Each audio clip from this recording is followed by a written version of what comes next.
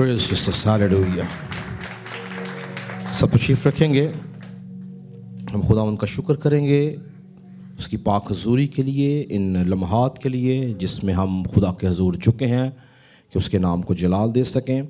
हम अपने पैगाम की तरफ चलेंगे। गुज़श्ता 2 हफ्तों से हम कलाम मुक़द्दस में से खुदा की सफ़ात या गॉड्स एट्रीब्यूट्स के बारे में हम देख रहे हैं कि खुदा की सफ़ात क्या हैं। हमने पहले हफ्ते के अंदर खुदा की 5 सफ़ात ऐसी देखी जो सिर्फ़ और सिर्फ खुदा की हैं और वो और किसी मखलूक में, इंसान में या फरिश्तों में किसी में नहीं पाई जाती। और वो क्या थी जी? किस किस को याद है? हाथ खड़ा करें।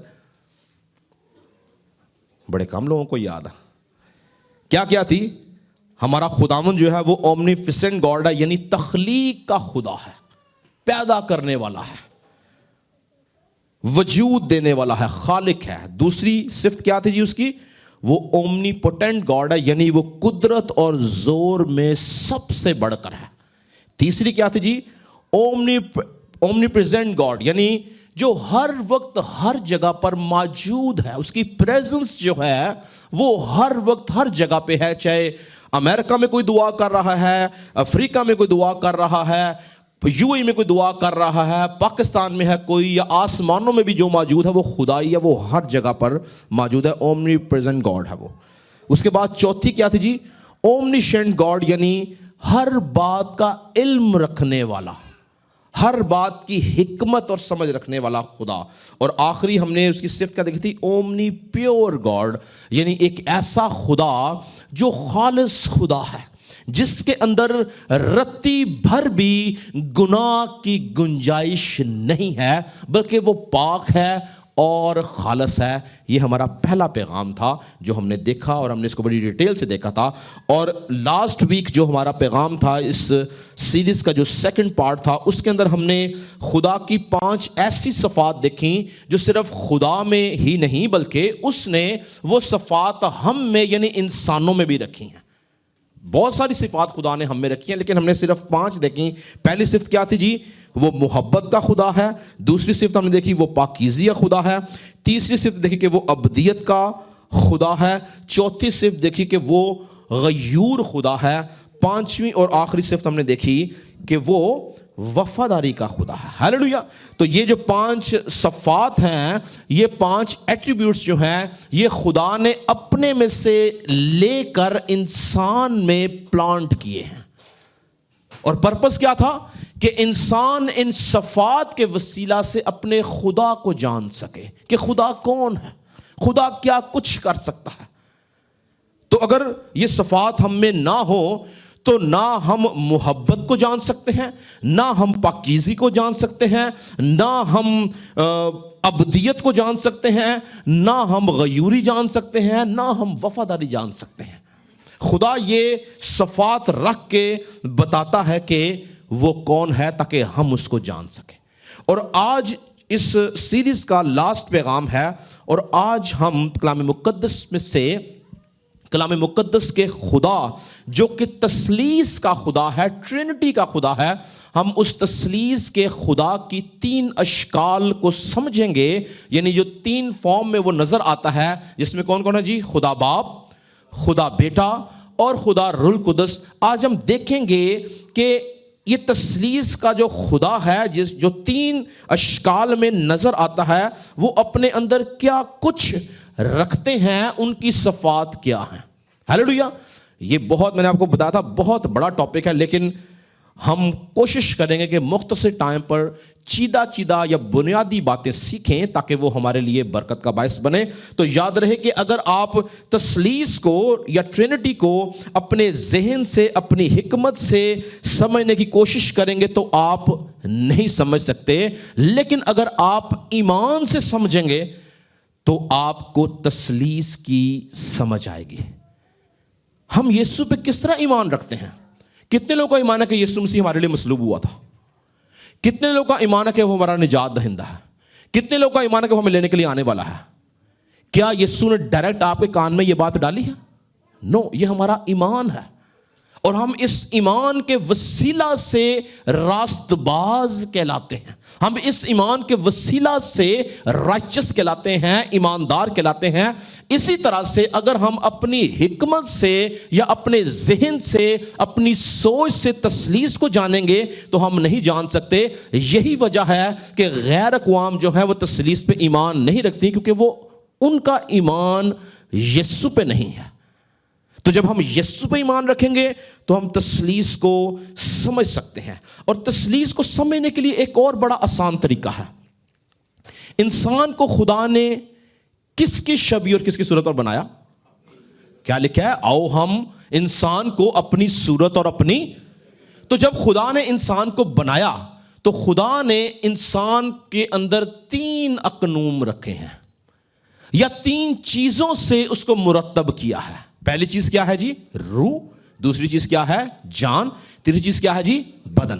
تو جب خدا نے انسان کو اپنی صورت پر بنایا تو خدا نے اس کو 3 اقنوم سے مرتب کیا.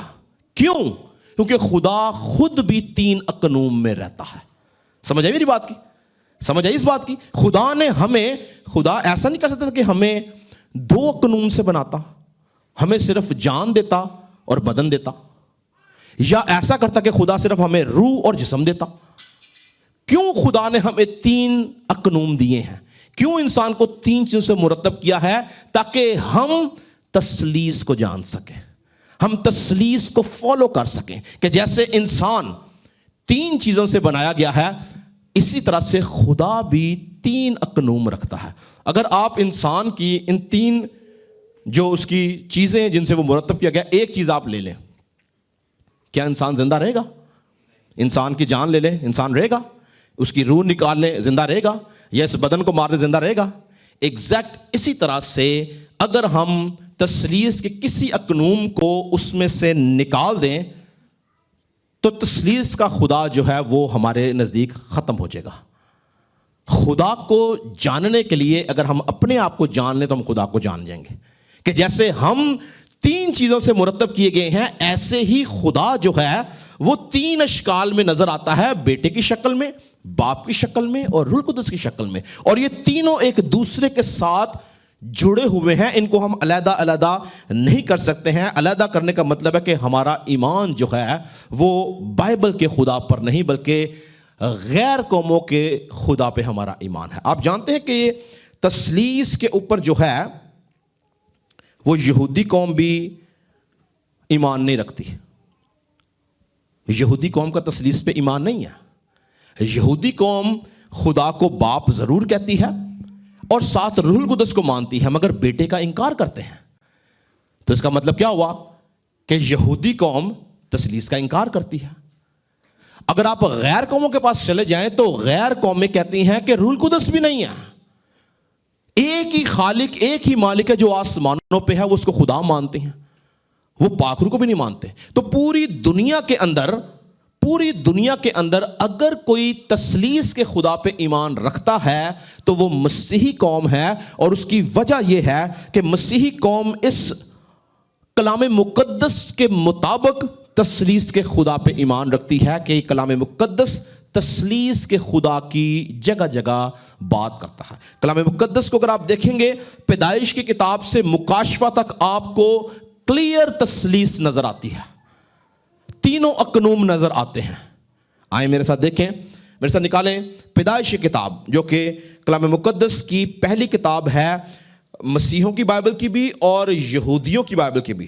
یہودی جو تورا کہتے ہیں, جو 5 کتابیں پہلی ہیں, ان میں بھی پیدائش پہلی کتاب ہے, اور ہماری جو مسیحیوں کی بائبل ہے اس میں بھی پیدائش پہلی کتاب ہے. اور پیدائش کی کتاب کے پہلے باب کی پہلی آیت کے اندر آپ کو تثلیث نظر آئے گی. پڑھیں جی ذرا, کیا لکھا ہے؟ خدا نے ابتدا میں زمین و آسمان کو پیدا کیا, اور زمین ویران اور سنسان تھی, اور گہراؤں کے اوپر اندھیرا تھا, اور خدا کی روح پانی کی سطح پر جنبش کرتی تھی. تو یہاں پر ہمیں خدا کی روح بھی نظر آ گئی ہے, خدا بھی نظر آ گیا ہے, اور خدا کا کلمہ یعنی خدا نے کہا اور زمین پیدا ہوئی, یہ یسوع مسیح ہے, خدا کا کلمہ وہ بھی نظر آ گیا ہے. 26 آیت پڑھیں جی, کیا لکھا ہے؟ پھر خدا نے کہا کہ ہم انسان کو, پھر خدا نے کہا ہم انسان کو, جمع کی بات ہو رہی ہے, یعنی یہ کوئی ایک خدا نہیں ہے, جمع میں بات ہو رہی. کیا لکھا ہے؟ ہم انسان کو اپنی صورت پر اپنی شبیہ یعنی تثلیث نظر آتی ہے, ایک سنگل خدا نہیں ہے. پھر آئیں جی پڑھیں ذرا اس کی تیسرے باب کی 22 آیت پڑھیں, کیا لکھا ہے؟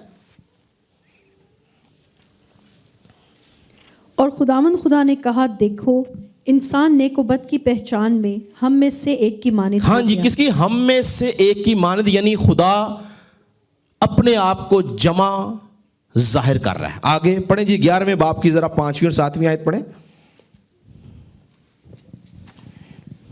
اور خداوند اس شہر اور برج کو جسے بنی آدم بنانے لگے دیکھنے کو اترا, اور خداوند نے کہا دیکھو یہ لوگ سب ایک ہیں اور ان سبوں کی ایک ہی زبان ہے. وہ جو یہ کرنے لگے ہیں تو اب کچھ بھی جس کا وہ ارادہ کرے ان سے باقی نہ چھوٹے گا.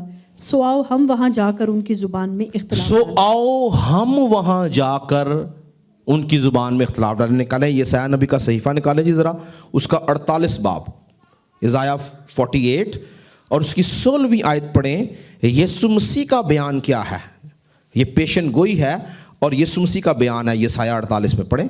میرے نزدیک آؤ اور یہ سنو, میں نے شروع ہی سے پوشیدگی میں کلام نہیں کیا. جس وقت کہ وہ تھا میں وہیں تھا, اور اب خداوند خدا نے اور اس کی روح نے مجھ کو بھیجا ہے. ٹھیک ہے جی, تو یہاں پر یسوع مسیح کہتا ہے کہ اس وقت میں وہیں تھا, اور اب خداوند خدا نے اور کس نے جی؟ اس کی روح نے. تو خداوند خدا باپ ہو گیا, اس کی روح تیسرا اکنوم ہوگی, اور بیٹا یعنی یسوع کہتا ہے کہ اس نے مجھے بھیجا ہے. پھر بھی میں ایک بائبل ٹیچر ہوتا ہوا میرے نزدیک پرانے عہد نامہ میں تثلیث کمزور ہے, تثلیث کی وضاحت نہیں ہے. لیکن جیسے ہی آپ نیو ٹیسٹمنٹ میں آتے ہیں, نئے عہد نامہ میں آتے ہیں, تو جو تثلیث ہمیں بھید نظر آتی ہے وہ ٹوٹل اپوزٹ ہوگی بات, اور کلیئر نظر آتی ہے کہ تثلیث کے 3 اکنوم واضح ہیں.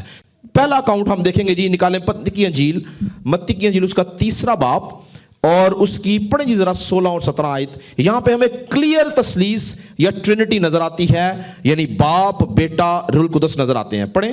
اور یسوع بپتسمہ لے کر فی الفور پانی کے پاس سے اوپر گیا, اور دیکھو اس کے لیے آسمان کھل گیا, اور اس نے خدا کے روح کو کبوتر کی مانند اترتے اور اپنے اوپر آتے دیکھا.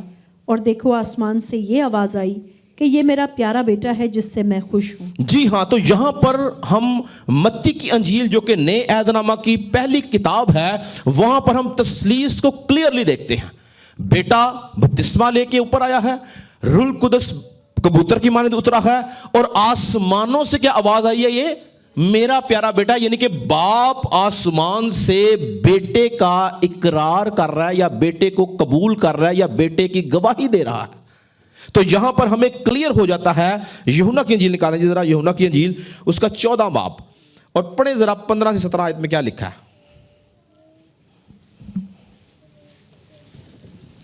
اگر تم مجھ سے محبت رکھتے ہو تو میرے حکموں پر عمل کرو گے, اور میں باپ سے درخواست کروں گا تو وہ تمہیں دوسرا مددگار بخشے گا کہ ابد تک تمہارے ساتھ رہے. ٹھیک ہے جی, تو یسوع مسیح کہتا ہے میں باپ سے درخواست کروں گا کہ وہ تمہیں دوسرا, یعنی 3 اکنوم. ہمیں یہ صرف 2 حوالے میں پڑھائے ہیں, نیا عہد نامہ بھرا پڑا اس بات سے, جہاں پہ یسوع, روح القدس اور خدا باپ, یہ تینوں ہمیں کلیئر نظر آتے ہیں. اسی لیے ہم یہودی قوم کی بات نہیں کرتے یا ہم غیر قوم کی بات نہیں کرتے, ہم اپنے خدا اور اپنے کلام کی بات کرتے ہیں, جس کو ہم مانتے ہیں کہ بائبل کا خدا تثلیث کا خدا ہے.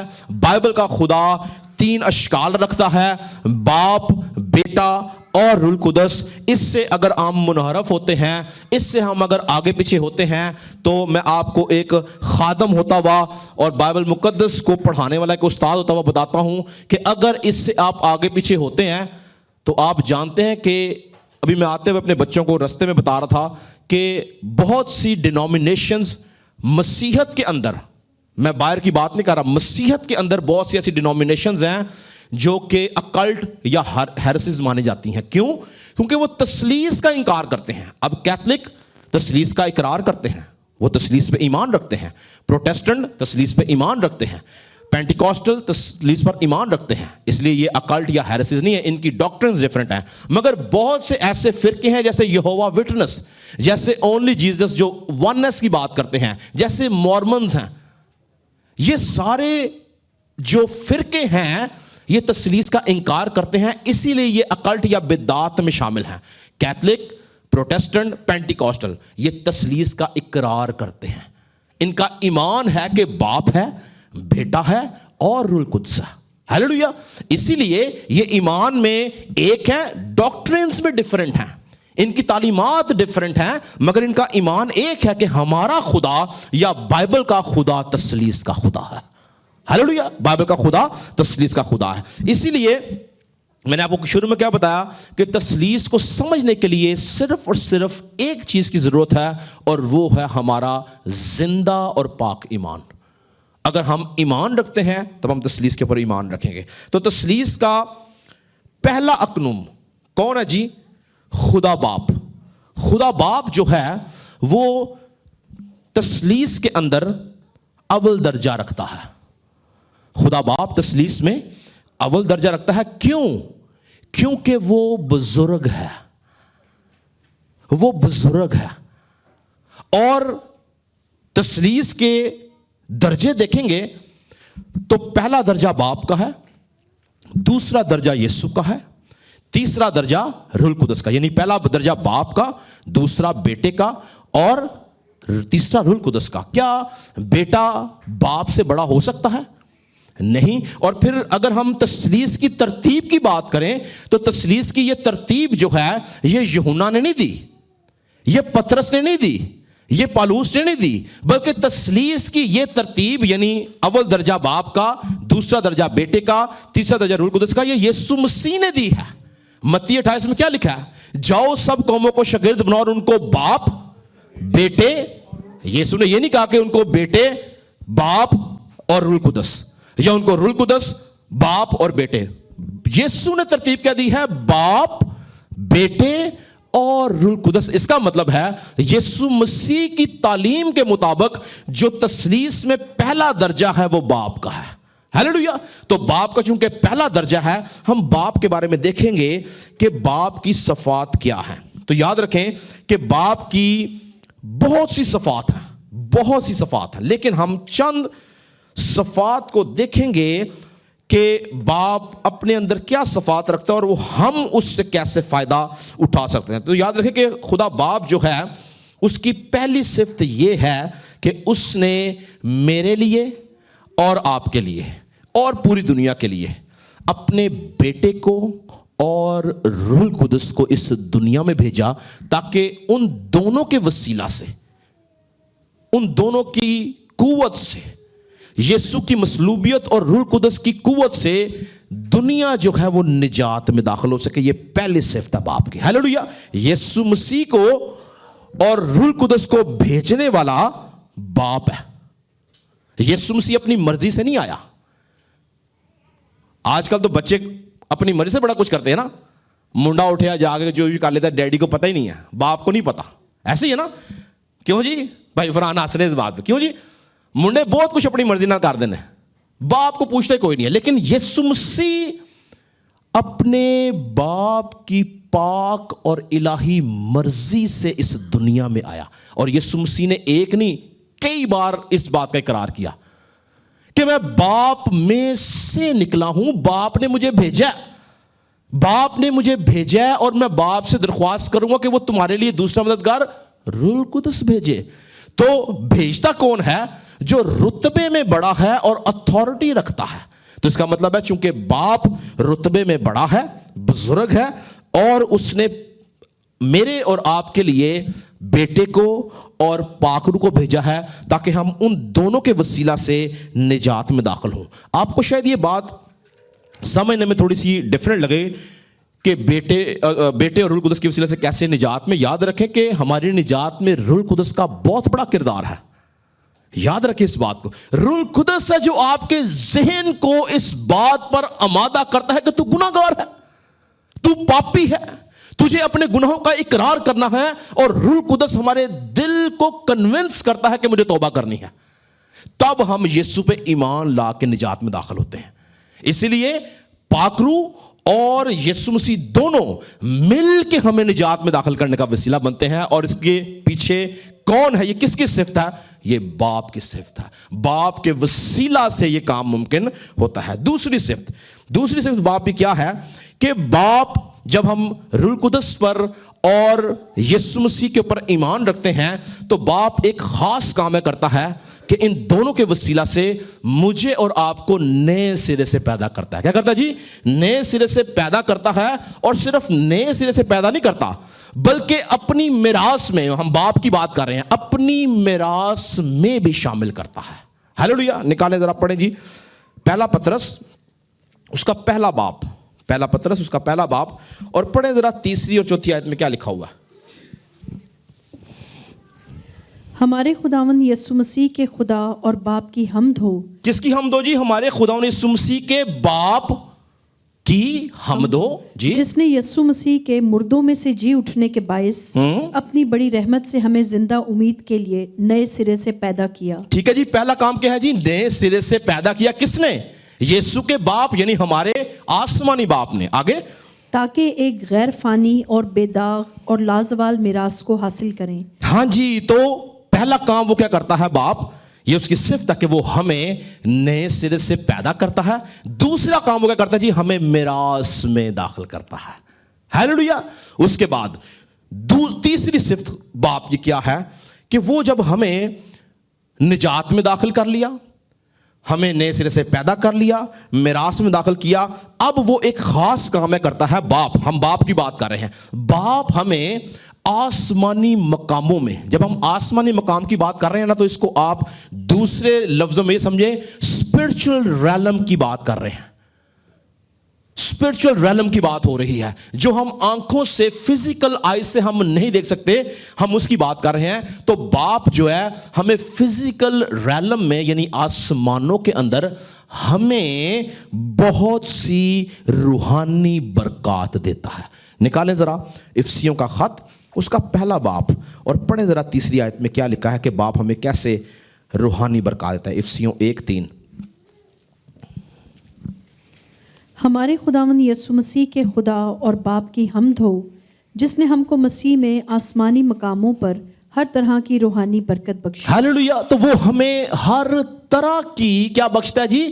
روحانی برکات. یہ ایک لمبا ٹاپک ہے روحانی برکات پہ، میں نہیں جاؤں گا. کبھی ہم اس کو دیکھیں گے اور سیکھیں گے کہ باپ ہمیں کون سی روحانی برکات دیتا ہے. ٹھیک ہے. لیکن چوتھی صفت باپ کی کیا ہے جی؟ باپ ہمیں اس دنیا میں دوسرا کرنتھیوں پہلا باب اور اس کی تیسری اور چوتھی آیت پڑھیں جی ذرا. ہمارے خداوند یسوع مسیح کے خدا اور باپ کی حمد ہو جو رحمتوں کا باپ اور ہر طرح کی تسلی کا خدا ہے. ٹھیک ہے جی. تو یہاں پر لکھا ہے کہ ہمارے خداوند یسوع مسیح کے خدا اور باپ کی حمد ہو جو رحمتوں کا باپ اور ہر طرح کی تسلی کا خدا ہے. تو ہمارے پاس جب ہم مشکلات میں ہوتے ہیں تو تسلی کہاں سے آتی ہے؟ خدا باپ کے وسیلہ سے. خدا باپ ہمیں تسلی دیتا ہے اور یہ تسلی خدا باپ دیتا ہے. وسیلہ یسوع مسیح ہے اور قوت روح القدس کی ہے. اسی لیے یہ تینوں ایک ہیں اور ایک رہ کے یہ کام کرتے ہیں. تو ہم باپ کی اور بہت سی صفات دیکھ سکتے ہیں لیکن ہم صرف یہ 5 صفات پہ دیکھیں گے کہ اس نے ہمیں نجات دی ہے، اس نے ہمیں نئے سرے سے پیدا کیا ہے اور میراث میں شامل کیا ہے، اس نے ہمیں روحانی برکات دی ہیں، وہ ہمیں تسلی دیتا ہے، اور آخری صفت جو 5ویں صفت اس کی ہم دیکھیں گے وہ یہ ہے کہ وہ ہمیں اپنی قوت اور قدرت کے وسیلہ سے حکمت اور مکاشفہ کی روح بخشتا ہے. نکالے افسیوں 1 اور اس کی 17ویں آیت جہاں پر ہم دیکھتے ہیں کہ خدا باپ جو ہے وہ اپنی قوت اور زور کے وسیلہ سے ہمیں حکمت اور مکاشفہ کی روح بخشتا ہے.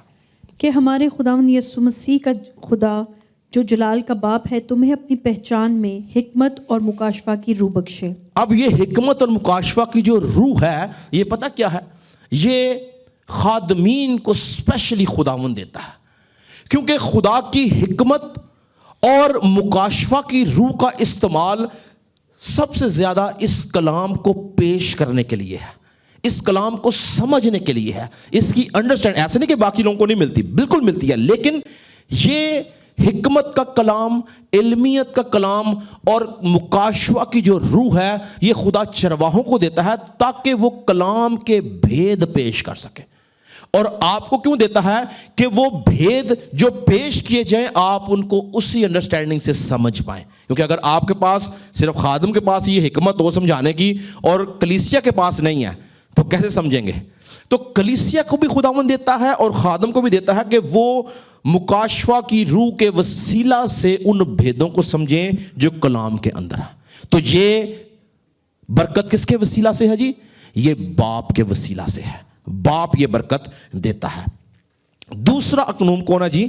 خداوند یسوع مسیح کی اگر صفات کے بارے میں ہم دیکھیں تو میرے خیال سے شاید کئی ہفتے، کئی مہینے، کئی سال گزرے، کیونکہ نیا عہد نامہ اس کی صفات سے پر ہے، بے شمار باتیں اس کے بارے میں لکھی ہیں، اور یسوع مسیح کی صفات کے لیے پھر بھی ہم چند باتوں کو ضرور دیکھیں گے کلام مقدس میں کہ یسوع مسیح کی کیا صفات ہیں اور اس کی صفات سے ہمیں کیا فائدہ ہے۔ تو خداوند یسوع مسیح کی پہلی صفت یہ ہے کہ وہ گناہ گار انسانوں کو نجات میں داخل کرتا ہے اور ان کو فضل اور رسالت کی دولت سے مامور کرتا ہے۔ نکالے رومیو کا خط، اس کا پہلا باب اور پڑھیں ذرا دوسری آیت سے 5ویں آیت تک کیا لکھا ہے جی؟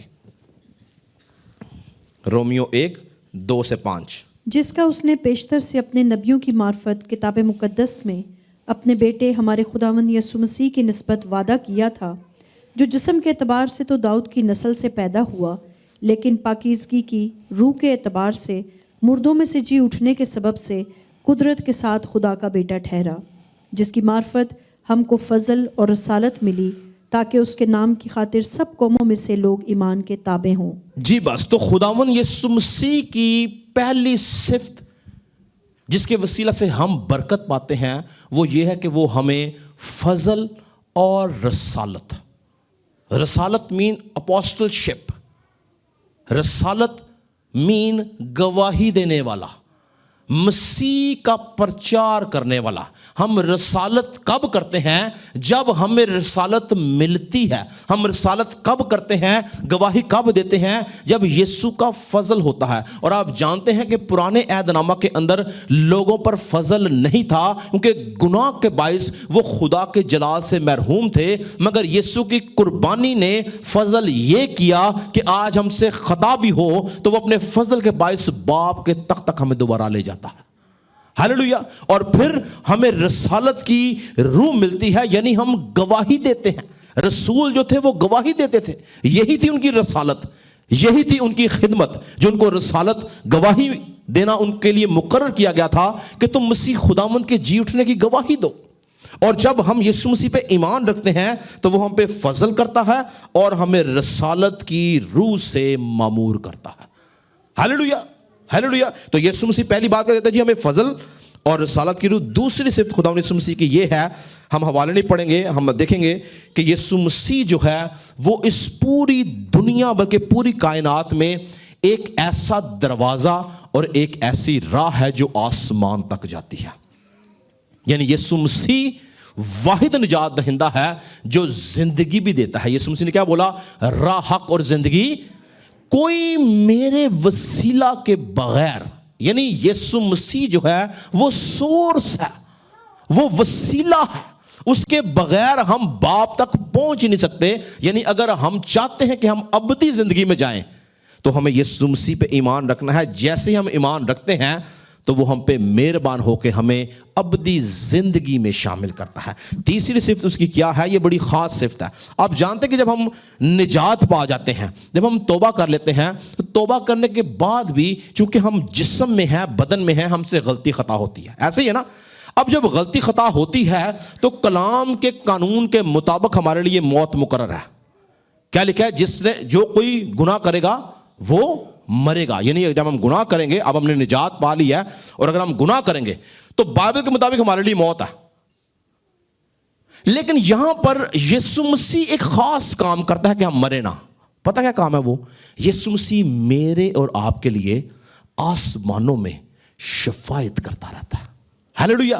बाप के दाहिने हाथ बैठे शिफायत करता है कि मैंने इस बेटे के लिए खून बहाया है, मैंने इस बहन के लिए खून बहाया है, मैंने इस बुजुर्ग के लिए खून बहाया है, मैंने कफारा दिया है। मैं शिफायत करता हूं कि इसको मौत के हवाले ना कर बल्कि मुआफ कर। यीशु मसीह हमारी निजात के बावजूद हमारे लिए शिफायत करता है। होना तो ये चाहिए कि जब वो बोले मैंने जब तुम्हें निजात दे दी है अब तुम जो मर्जी करो, नहीं, उसने हमें इसलिए यीशु ने बोला मैं तुम्हें यतीम ना छोड़ूंगा। वो आज भी आसमानों में हमारी शिफायत करता है। निकालें रोमियो का खत उसका 8वां बाब और पढ़े जरा उसकी 34 आयत में क्या लिखा है। रोमियो 8:34 कि वो हमारे लिए शिफायत करता है। कौन है जो मुजरिम ठहराएगा? मसीह यीशु वो है जो मर गया बल्कि मुर्दों में से जी भी उठा और खुदा की दाहिनी तरफ है और हमारी शिफायत भी करता है। और हमारी शिफायत भी। अब हमें क्या जरूरत है शिफायत की? हम तो निजात पा गए, हमें शिफायत की जरूरत है? बताएं, नहीं है। लेकिन वो फिर क्यों शिफायत करते हैं? कि हम कमजोर हैं, हमसे गलती होती है, हम खता करते हैं, हम गिर जाते हैं। जब हम गिरते हैं गुनाह में तब वो वक्त होता है कि खुदावंद यीशु ऊपर हमारी शिफायत कर रहा होता है ताकि हम गिरे ना रहें। यही वजह है कि जब वो हमारी शिफायत कर रहा होता है कॉन्टिन्यूसली, जमीन पर रूह कुदस हमें दोबारा से यीशु के पास लेकर आता है। हालेलुया। अगर वो शिफायत ना करे तो रूह कुदस नीचे काम ना करे। और आगे हम पढ़ेंगे कि ऊपर आसमानों में यीशु शिफायत करता है और नीचे जमीन पर रूह कुदस शिफायत करता है। पढ़ेंगे हम इस बात को भी आगे जब हम रूह कुदस की सिफात को देखेंगे। तो याद रखें यीशु मसीह ने इतना बड़ा काम करने के बावजूद उसकी सिफत है कि वो अभी भी मेरे और आपके लिए और बेशुमार लोगों के लिए आसमानों में वो शिफायत करता है। Praise God, praise God. चौथी बात क्या है? चौथी बात या चौथी सिर्फ खुदा यीशु मसीह की क्या है कि वो अपनी कुव्वत और कुदरत के वसीला से मुझे और आपको इब्राहिम की बरकत में शामिल करता है। पहले हवाला पढ़ें फिर थोड़ा बताऊंगा इब्राहिम की बरकत क्या है। गलीशियंस 3 वर्स 14, गलीतियों 3 उसकी 14 आयत पढ़ें। क्या लिखा जी? ताकि मसीह यीशु में इब्राहिम की बरकत गैर कौमों तक भी पहुंचे। हाँ जी, किसमें जी? मसीह यीशु में किसकी बरकत? इब्राहिम की बरकत कहां पहुंचे जी? गैर कौमों में। क्या है इब्राहिम की बरकत? सोचा कभी इब्राहिम की बरकत क्या है? इब्राहिम की बरकत यह थी कि इब्राहिम खुदा पर ईमान लाया और लिखा है ये उसके हक में रास्तबाजी गिना गया। तो जब मैं और आप ईमान की राह से यीशु तक पहुंचते हैं तो ये इब्राहिम की बरकत में शामिल होना है। इब्राहिम का कोई मजहब नहीं था। मैं फ्राइडे की स्टडी बताता था, इब्राहिम लोग समझते इब्राहिम यहूदी था या इब्राहिम इसराइली था। ना इब्राहिम यहूदी था ना इब्राहिम इसराइली था। इब्राहिम इब्रानी था, गैर अक़वाम में से, बुत परस्त कौम में से। उसके घर के अंदर बुत परस्ती का अड्डा और कारोबार था। उसका बाप बुत बनाता था। वो यहूदी नहीं था, वो इसराइली भी नहीं था, वो गैर कौम में से था, मगर वो खुदा के पास ईमान की कुव्वत से आया। और जब हम गैर अक़वाम में होते हैं, मसीही नहीं होते, तो जब हम यीशु पे ईमान लाते हैं तो असल में हम इब्राहिम की बरकत में शामिल होते हैं जैसे इब्राहिम ईमान लेकर आया। हालेलुया। ये मतलब है इब्राहिम की बरकत में शामिल होने का जब हम ईमान लेकर आते हैं। क्या लिखा है? इब्राहिम ईमान लेकर आ रही है उसके हक में। जब हम ईमान लाते हैं तो हमारे हक में भी लिखा जाता है रास्तबाज। हम रास्तबाज ठहरते हैं और मुफ्त रास्तबाज ठहरते हैं। Praise God. पांचवी बरकत क्या है जी, या पांचवी सिफ्त क्या है? कि यीशु मसीह जो है वो हम पर तरस करता है। नया ऐदनामा भरा पड़ा है कि यीशु मसीह लोगों को देख के तरस से भर जाता है। छठी सिफ्त यीशु मसीह की क्या है? कि वो मुआफ करता है। सातवीं सिफ्त यीशु मसीह क्या है? कि वो हमें इत्मीनान बख्शता है। आठवीं सिफ्त खुदा यीशु मसीह की क्या है? कि वो हमें बाप की तरह तसल्ली देता है। इन तमाम सफ़ात के हवाला जात मौजूद हैं। मुआफ़ी के हवाला जात मौजूद हैं, तरस के हवाला जात मौजूद हैं, इत्मीनान के हवाला जात। इत्मीनान का पढ़ लीजिए जरा, यूहन्ना की इंजील उसका 16वां बाब, 16वें बाब की जरा पढ़े, 33 वर्ष पढ़े। यूहन्ना 16 उसकी 33 वर्स पढ़ें। मैंने तुमसे ये बातें इसलिए कहीं कि तुम मुझ में इत्मीनान पाओ। तुम मुझ में क्या पाओ जी? यानी हम इत्मीनान सिर्फ यीशु में पाते हैं। अगर यीशु नहीं तो हम किसी में इत्मीनान नहीं पा सकते हैं। आप देखें, इसलिए ईमानदार लोग बड़ी बड़ी मुश्किलात से गुजरते हैं, बड़ी बड़ी दुखों में से गुजरते हैं, डिप्रेशन में से गुजरते हैं, मगर क्यों वो कायम रहते हैं? क्योंकि वो यीशु में इत्मीनान पाते हैं। हालेलुया। अगर यीशु में वो कायम ना हो, यीशु मसीह ने क्या बोला? जो मुझ में कायम रहता है वही फल लाता है। जब हम यीशु मसीह में कायम रहते हैं तब हालात कैसे भी हो, हम ज़हनी तौर से इत्मीनान पाते हैं। यीशु हमें इत्मीनान बख्शता है। तो यीशु की सिफात बेशुमार हैं जिसको हम देखेंगे। तो मैंने बताया कि शायद सालों गुजरने, क्योंकि नया अहदनामा उसकी बहुत सी सिफात को बयान करता है। लेकिन हम तस्लीस के तीसरे कानून और आखिरी कानून की तरफ आएंगे जो यीशु मसीह की तरतीब के मुताबिक है। वो कौन है जी? रूहुल कुदस जो है, रूहुल कुदस तस्लीस का तीसरा कानून है। और हम देखेंगे कि रूहुल कुदस की सिफात क्या है। तो रूहुल कुदस की सिफात में से पहली सिफत ये है कि वो हमारी कमजोरी में हमें जोर बख्शता है और हमारी रूह के साथ मिलकर आहें भरता। और जो काम यीशु आसमानों पे करता है शिफात का, रूहुल कुदस वो काम ज़मीन पे करता है। पढ़ लें ज़रा रोमियो का ख़त उसका 8 बाब और 26 और 27 आयत। रोमियो 8 26 और 27। इसी तरह रूह भी हमारी कमज़ोरी में मदद करता है, क्योंकि जिस तौर से हमको दुआ करना चाहिए हम नहीं जानते, मगर रूह खुद ऐसी आहें भर भर कर हमारी शिफायत करता है जिसका बयान नहीं हो सकता। तो जहां पर रूहुल कुदस जमीन पे हमारी शिफायत करता है, वहां आसमानों में यीशु शिफायत करता है। और ये दोनों तस्लीस के दोनों अकनूम जब मिल के शिफायत करते हैं तो ईमानदार बहाल किए जाते हैं। Hallelujah, hallelujah. दूसरी सिफ्त रूहुल कुदस की क्या है? कि वो हमें यीशु के ज़हन और यीशु के दिल की बातें बताता है। आप क्या समझते हैं कि जो कुछ पाखरू हमारे दिल में डालता है, वो पाखरू की मर्जी है? नो, वो पाखरू की मर्जी नहीं है। यीशु ने कहा कि वो मेरा जलाल जाहिर करेगा, वो मुझसे हासिल करके तुम्हें खबरें देगा। तो जो कुछ हमारे दिल में, हमारे ज़हन में रूहुल कुदस डालता है इस दुनिया के अंदर रहते हुए, चाहे वो हमारी मिनिस्ट्री से रिलेटेड कोई चीज़ है, हमारी फैमिली से रिलेटेड कोई चीज़ है, हमारी ज़ाती ज़िंदगी से रिलेटेड कोई चीज़ है, जो कुछ भी पाकरू कलाम करता है हमसे, असल में वो कलाम यीशु कर रहा होता है। ज़रिया कौन है? रूहुल कुदस। निकालें ज़रा, पढ़ लें जी इसका यूहन्ना की अंजील उसका 16वां बाब और पढ़ें ज़रा उसकी 12वीं आयत से 15वीं आयत तक। यूहन्ना की अंजील उसका 16वां बाब 12 से 15 आयत। मुझे तुमसे और भी बहुत सी बातें कहना है, मगर अब तुम उनकी बर्दाश्त नहीं कर सकते। लेकिन जब वो यानी रूहे हक आएगा तो तुमको तमाम सच्चाई की राह दिखाएगा, इसलिए कि वो अपनी तरफ से ना कहेगा। इसलिए कि वो क्या जी? अपनी तरफ से, यानी जैसे यीशु मसीह ने अपनी मर्जी से जमीन पे आके अपनी जान का कफारा नहीं दिया, इसी तरह रूहुल कुदस भी जमीन पे आके अपनी मर्जी से कुछ नहीं करता, बल्कि यीशु की मर्जी पूरी करता है। पढ़े, अब आपको समझ आएगी। इसलिए कि वो अपनी तरफ से ना कहेगा, लेकिन जो कुछ सुनेगा वही कहेगा और तुम्हें आइंदा की खबरें देगा। वो मेरा जलाल जाहिर करेगा, इसलिए कि मुझ ही से हासिल करके तुम्हें खबरें देगा। हालेलुया। मुझ ही से हासिल करके तुम्हें, यानी रूहुल कुदस की एक एक बात, एक एक चीज रूहुल कुदस की नहीं है, बल्कि यीशु मसीह की है। वो यीशु मसीह से हासिल करता है और मुझे और आपको पहुंचाता है।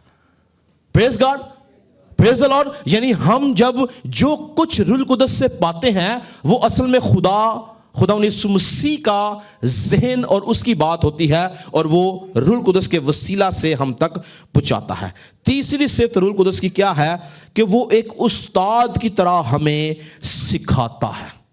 जैसे एक उस्ताद है ना, उस्ताद अपने शागिर्द को, उसकी ख्वाहिश होती है कि मैं इसको हर एक चीज़ सिखाऊं जो कुछ मुझे आती है, इसलिए वो उस्ताद ठहरता है। तो याद रखें कि जो पाकरू है बाइबल मुकद्दस के मुताबिक वो हमारा उस्ताद है और दूसरा मददगार है। वो हमें सिखाता है कि हमने इस दुनिया के अंदर किस तरह से पाकीज़गी की ज़िंदगी जीनी है, ये वो सिखाता है। चौथी सिफ्त क्या है कि वो हम में करंथियों के खत के मुताबिक, अगर आप करंथियों का खत पढ़ें 12वें बाब के अंदर आपको रूह कुदस की 9 नेमतें मिलती हैं। तो रूह कुदस जो है वो हम में 9 नेमतों को प्लांट करता है, और गलतियों के खत उसके 5वें बाब के मुताबिक वो हम में रूह का फल पैदा करता है। यानी चौथी सिफ्त है उसकी वो नेमतें देता है, 5वीं सिफ्त है कि वो रूह का फल देता है, छठी और आखिरी सिफ्त ये है कि वो हमें यानी मुझे और आपको खुदा का मकदस बनाता है। क्या लिखा है कि क्या तुम नहीं जानते कि तुम जिंदा खुदा का मकदस हो, तुम में खुदा का रूह बसा हुआ है। यानी पाक रूह जो है वो अपनी पाकीज़गी की कुव्वत से हमें इस काबिल करता है कि हम पाक हो, और जब हम पाक होते हैं तब वो रूह कुदस हमारे अंदर रहता है। तो याद रखें कि हम अपने जोर से अपनी हिकमत से पाक नहीं हो सकते हैं।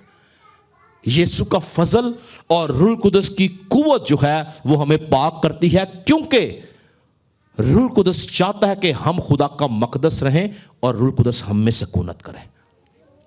तो पाक रूह की भी बेशुमार सफ़ात हैं, लेकिन हमारे पास वक्त नहीं, इसलिए मैंने आपके साथ उसकी सिर्फ 6 सफ़ात को शेयर किया है। लिहाजा आखिरी बात करके ख़त्म करूंगा कि खुदा की सफ़ात को जानना समझना इंसान के लिए मुमकिन नहीं जब तक हम पाक रूह की कुव्वत से और ईमान की कुव्वत से इस बात को ना सीख सकें। लेकिन जब हम खुदावंद के कलाम के मुताबिक ईमान की कुव्वत से भरे होते हैं तब हम खुदा की उन तमाम सफ़ात को समझ सकते हैं जो खुदा ने इस दुनिया में अपने से लेके इंसानों में और मखलूक़ात में रखी हैं। हम जानते हैं कि खुदा कौन है और खुदा किस तरह से काम करता है, और तस्लीस के तीनों अकनूम ये मिलकर मखलूक़ात के लिए तो काम करते हैं, लेकिन ये इंसान के लिए सबसे ज़्यादा काम करते, और उनका अव्वल दर्जा क्या होता है इन तस्लीस के तीनों अकनूम का, कि इंसान जो है वो निजात में दाखिल होकर उस अबदी मिरास में शामिल हो जो खुदा बाप ने हमारी पैदाइश से पहले हमारे लिए रख छोड़ी है। Praise God. तो इन तीनों का काम यह है कि वो हमें निजात में दाखिल करें, और इनकी ख्वाहिश भी ये है कि ज़्यादा से ज़्यादा लोग जो हैं वो निजात में आए, मसीह का वजन तरक्की पाए और बादशाहत की वसअत हो। Praise God. खुदा हम सबको बरकत दीजिए।